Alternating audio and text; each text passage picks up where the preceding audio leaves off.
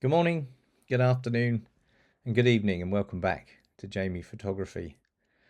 So today in this video, we're going to look at noise correction and the new denoise function that we now have in the latest edition of Lightroom Classic CC.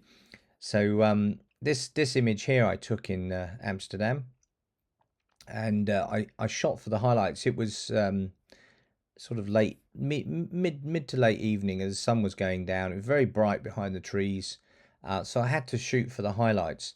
But it was very dark, and I didn't have my tripod with me, so the lowest I could possibly go was 1/10 of a second, and I had my aperture wide open at f4, albeit I'm at 12mm, so everything should be in focus at f4, and to achieve that I needed to go ISO 1000.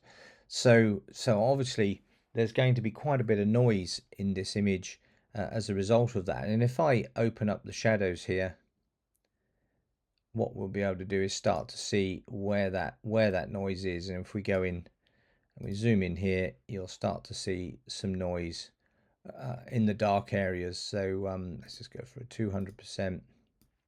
There you go, start to see the noise there. It's quite noisy. So if you want to follow along with me as I process this image, feel free to do so. If you look in the comments down below, you'll see a link to the raw file, the DNG file that's here. Feel free to download it and follow along. All I ask is that you respect my copyright, and if you do share this image on social media, please give credit to myself, Jamie Mathlin. That would be really, really good. So let's have a go at this new function. Before we do anything else with this image, correct the perspective and change things, let's have a look at this noise function. So as you can see, I've opened up the shadows to 100%.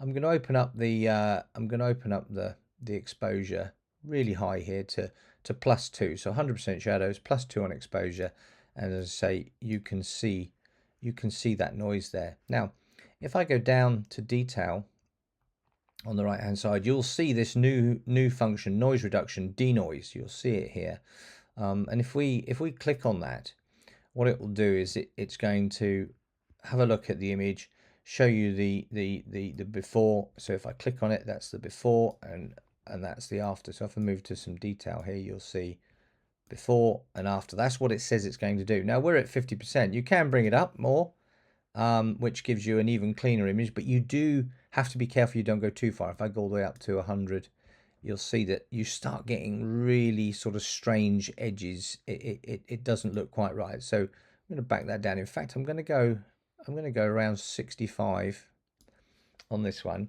It reckons on my computer here it's going to take about 15 seconds to do that, and the create stack is ticked. So I'm going to not tick that for now. Normally I would tick that so that the new processed image would just be the image that I had in my film strip at the bottom. But in this case, I'll untick the create stack, and therefore I'll get both images, and then we can do a direct comparison when it's finished. So I'm going to click enhance, and as you can see up in the top left corner there, it's now creating this DNG using the denoise function. So it's working its way through that at the moment. And then once it's done that, it will create an extra. There we go, it's created two images. So there's an enhanced version, which is what we're now seeing, and then there's the original. So looking at that comparison there, that's the original 1000 ISO. I've pushed it 100% shadows and 2 stops, so that's getting on for about 5 stops. I've pushed that up. Now this particular image was shot with a Sony A7 III, which is an extremely competent camera actually when it comes to noise, 24 megapixels. But as I say, the after effect, isn't that just incredible what that can do? Truly stunning. AI that uses artificial intelligence to calculate what the image should be, and I think it's doing a pretty good job. So I'll zoom back out. So that's the before, as you can see, and that is the after. Now what you can see down here is artifacts, almost like JPEG artifacts, but you can ignore that because that's just done from the quick render. If we actually zoom in, you'll see that they're not there at all.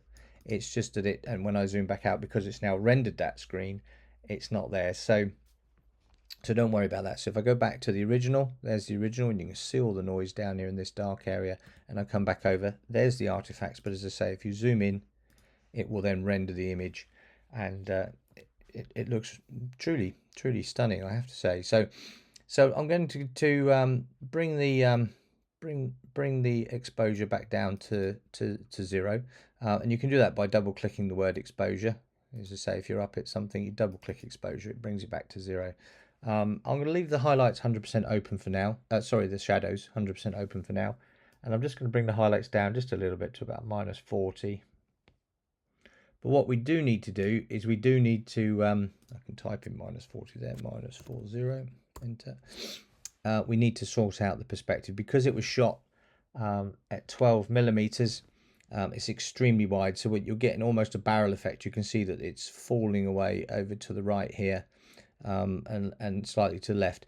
These buildings, if I zoom in there at say 50%, let's just go in a bit closer. These buildings, you might think, well, those buildings are all falling away left and right. That's the perspective, but actually that is the shape of those buildings. They do actually fall left and right. I was talking to a good friend of mine who lives in Amsterdam, and he says, you know, most of these buildings are built on wooden foundations, literally driven down into the marsh that used to be here. So the buildings do tend to move. So there's a lot of work they do to tie these buildings together and try to make sure that they don't fall down. But these ones are leaning quite a bit. So to sort out the perspective, I'm going to go down to transform, and in transform, the first thing I'm going to try is auto to see if auto can fix it. So it didn't really do much. It turned it a little bit this side and a little bit that side, so it didn't really change much there. So I'm going to go to guided, and I'm going to try to take an edge here which I want to be straight. So I'll take that building there, and I want that to be vertical, and then I really want to take a horizontal and try to sort of pick out where the line might be. That's probably a bit much, so I'll go down a little bit there.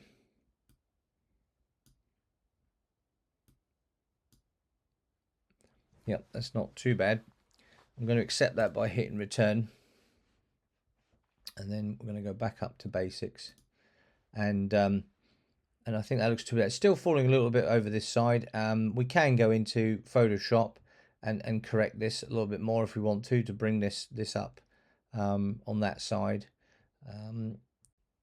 But just for the purpose of this video, I'm not going to do that. We're just going to do a relatively quick post-process of this image. Maybe we can do a quick sky replacement, as it's just a plain sky, and that could make it look quite good. So let's do the sky replacement. Let's go into Photoshop. So I right clicked on the image, then edited in. There we go. We're in there. So we'll now go to File, sorry, Edit, Sky Replacement.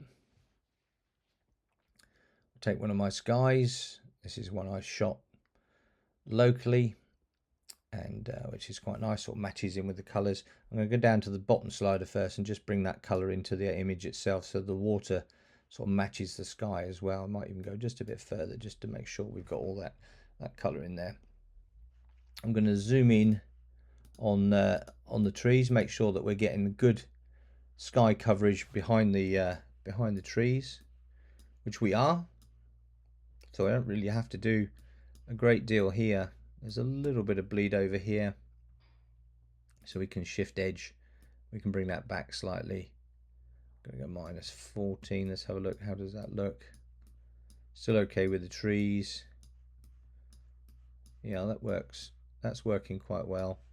I'm just going to zoom back out. So there we go. A bit more. So it's a nice sky, that, isn't it? So I don't think we need to add any more temperature to it. Maybe we can bring the brightness down just a little bit in the sky there. Looks quite good. And I'm not going to do very much to it at all, actually, to be honest with you. I think it works very, very well. There's a little bit of haloing here above the trees, so I could try fade edge a little bit just to bring that back, to see where it takes us. If I move it to there, yeah, bit of foreground lighting.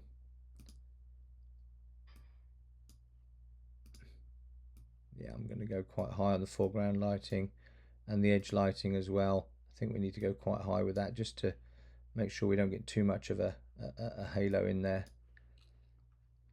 That's fine. So I just try a little bit more shift edge. Yep, just going to bring that back. I'm going to go plus 14 on the shift edge. So happy with that. I'm going to actually just adjust the edge lighting just a little bit more. Don't want it just be about right. So I'm going to go there 80 and 68, and we've got that color adjustment at going to give it all the whole thing 100%. Super. So happy with that. I'm going to click OK. So you can put any sky in you like. Pick a sunset one if you have one, and apply that to the scene, and then make sure you move that color balance so that you can balance the color top and bottom here. So I think I'm just going to zoom in on this. I don't like this bridge sign. I'd like to do something about that. So let's see if we can get rid of that. So I think I will take the healing tool and see if we can make the brush smaller, and then let's just see if it can cope with taking that out. So I'm just keeping my finger down on the mouse as I paint it all in. Yeah, that's not very good at all. So we can take maybe the stamp clone tool there, and we can take a clone from this post here. So hold down the Option or Alt key on Windows, click on that, line that up with this one here, and then you can just paint that in. There we go.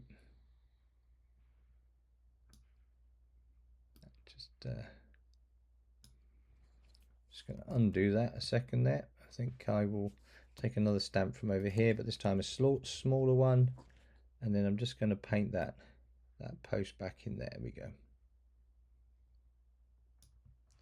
And we just need to straighten up this edge here. So I can take a stamp from maybe here. So hold down the Option or Alt key, take a stamp there, and then I can just bring that in. Take another stamp just so I can follow that up. There we go. And maybe just one more, just to take that joint there. Right, happy with that. So I'm going to zoom back out, fit to screen. So I'm happy. So we're going to send this back into Lightroom. So I'm going to go to File, Close, and then Save. Remember, File, Close and Save, not File, Save or File, Save As. Don't do that. So there we go. So let's just sort of dress this image up to completion. I think we're going to go into the crop tool now, and we're just going to take make it into a bit of a pano, coming across like that. That works quite well. Hit return, and then we need to relight this scene to give it some depth, give it some structure. So first thing I'm going to do is I'm going to just darken down the top of the screen. So we're going to go to Masks. I'm going to go to a linear gradient. I'm just going to take one down from the top like so. And I'm just going to back that off slightly, and just add a little bit more color into that sky. That's nice. I'm going to create a new mask. So I'm going to create another linear gradient, and I'm going to bring that one in from the bottom as such. And I'm going to do the same thing, just darken that down slightly, adding in a little bit more warmth. That's looking good. So go to create a new mask, take a radial gradient this time. So we need to bring this all alive in here. So I'm going to take quite a large radial. I'm going to go right the way across with it like this. And this gives us an opportunity to really, just going to move this over, make that a bit further that way. There we go. And this gives us the sort of subject detail in the middle to bring this alive. So what we can do firstly is we can bring up the exposure just a little bit. I'm going to back the color off just slightly, and just add in a little bit of magenta. There we go. And I'm going to Bring up the highlights just a little tiny bit, and certainly bring up the shadows just a little bit. It sort of brings this, opens this all up in here. And I'm going to have a look to see if clarity will help this scene here. So just adding a little bit of clarity there. That does work quite well. And a little bit of contrast. So we don't want to lighten the sky up. So we're going to, from this mask we have here, going to subtract the sky. So we'll just do that. There we go. And let's drop that back down again. And this is looking a lot better through here. It's very bright here. So this needs to be brighter in the sky up here. So let's go to create mask, create a radial gradient, and let's take a radial, turn it, because you should never have them all linear in terms of left to right flat, unless you're working on like a horizon of some description that's level. So I'm just going to pop that in there. And I'm going to bring the brightness up, bring the contrast up, and I'm going to bring up the where are you? Bring up the clarity in the sky there, just to make that pop a little bit more. So we've got a sort of brightness here, but what I think I would like to do is actually add in the sun up here and make a reflection off the water. So what we're going to do is we're going to right click and we're going to duplicate this mask. Okay, not duplicate the radial filter, duplicate the mask, because then it keeps everything as a separate entity from the previous radial, so you can actually alter them individually, even though they copy over the same results. So you see I've got a brighter patch in the sky now. I'm going to right click one more time, duplicate the mask one last time, and then put myself in a little circle of a sun up there, and just make sure that is bright. It's a bit big, so I'm just going to make it a bit smaller. That's better. Yep, that works okay. Just add a bit of color to it there. So we've got sort of the sun is in the sky. So what we now need to do is make a reflection on the water down here. So we can do that by right clicking again, duplicating this mask one more time, grabbing that little sun, lining it up where it would be. So it's going to be about here. That's good. I'm just going to bring it round to the vertical. There we go. And then I'm going to right click again, duplicate again. This time I'm going to make it a little bit bigger, just lining it up so it's vertical with the sun in the sky there. Now that's a bit bright now, so I'm just going to back that off a little bit. Make it a little bit bigger.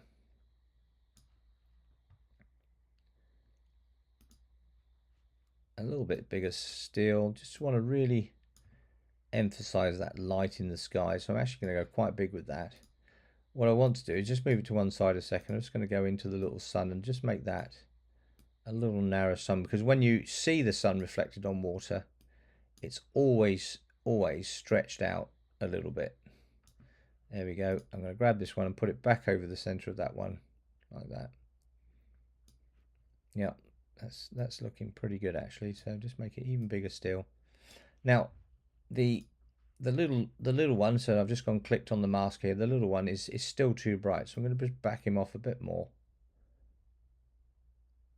Just bring that down just a little bit, back that contrast off a little bit as well, just to get that sort of reflection. I might even make that a little bit wider in the water there. So let's just come out of the mask for a second and just have a look to see whether we're happy with that. Maybe even go full screen just to see how that sun looks. So it looks okay, but it's slightly to the left. So I'm just going to go back into the mask there. Going to go for the big mask and just move it slightly to the right. That's it. And then I'm just going to go back to the smaller sun shaped one, and just move that out of the way for a second. Just move that over slightly there. And then move that one back in. So yeah, I'm going to go even a little bit bigger. That's good. Okay, so I'm going to create another mask. I'm just going to put a bit of detail on these bridges. So I'm going to select radial gradient here, and I'm just going to take out a radial here, run it with the bridge, include where the shadow in the water is as well. It's important to do that. Just pull that over there, and then we're just going to bring that brightness up just a little bit as well, just to give us some depth on the left hand side. So we're going to bring up this quite high there on the exposure, and I'm just going to go down and add in some clarity just to make that pop there, not too much.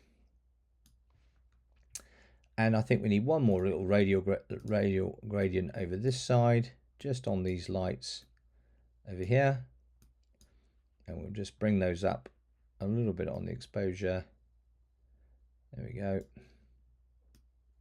Bring the highlights up slightly. So I think the only thing left to do is really to emphasize the shadow in the water. So create another radial gradient there.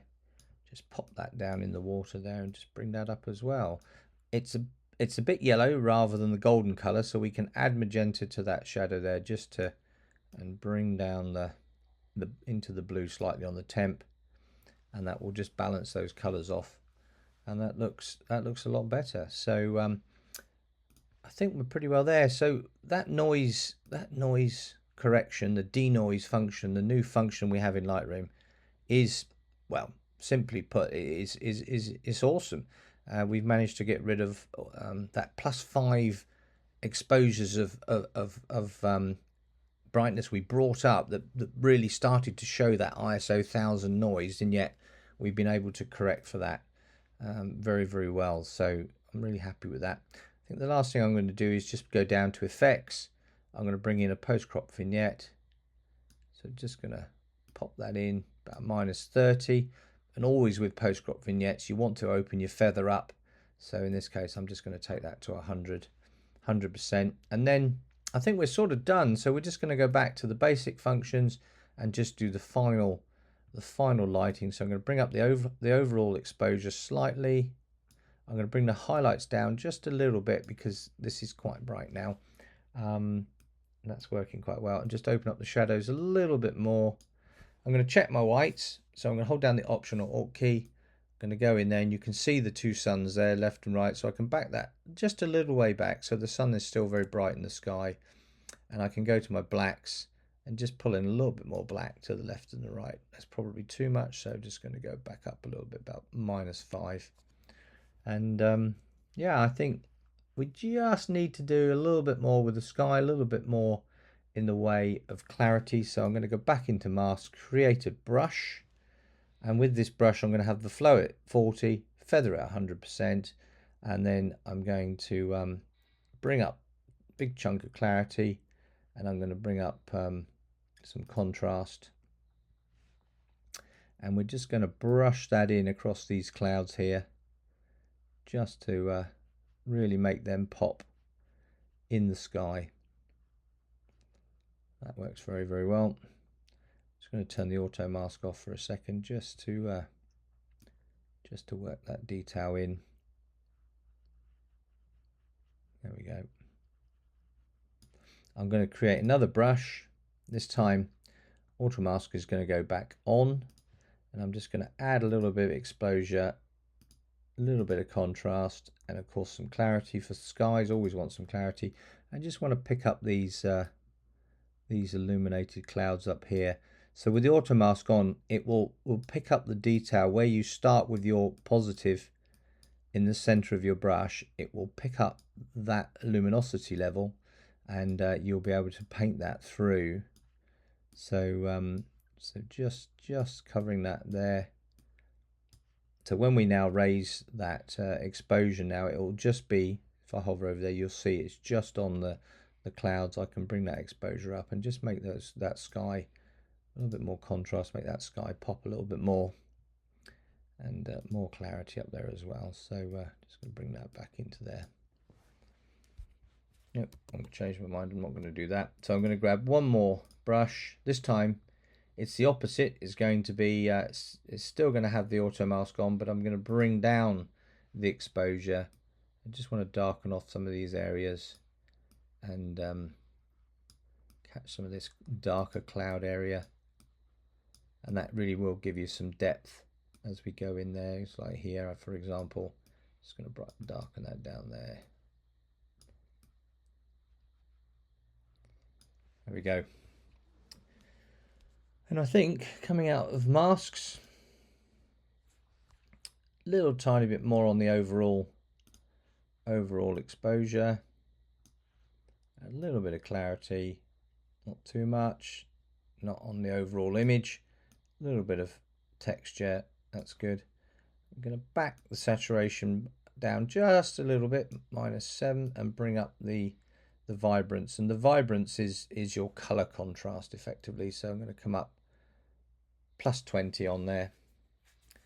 And I'm going to say that that's how I'm going to finish with this image. So I hope you like that. Added a little bit of sun there, sorted that noise out. Have a play with Denoise. Really, really, really good.